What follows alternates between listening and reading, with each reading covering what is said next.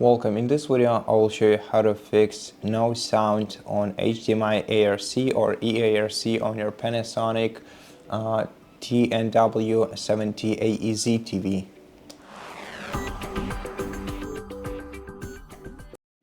To quickly solve this issue, press the gear button on your remote control, go to All Settings menu, then go to Display and Sound menu. Then in Display and Sounds menu, select Audio Output. Now here you're gonna have to select Audio Output and select select PCM here and try to play the music once again, or the sound once again.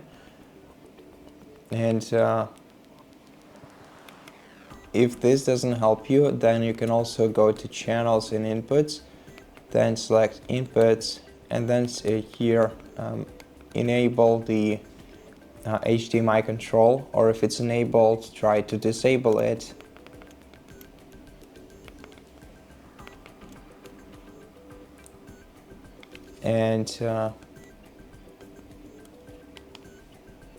And in case this doesn't help you, then simply restart your TV by holding down the power button, selecting OK to shut it down, and then try restarting it by pressing the power button once again after a moment.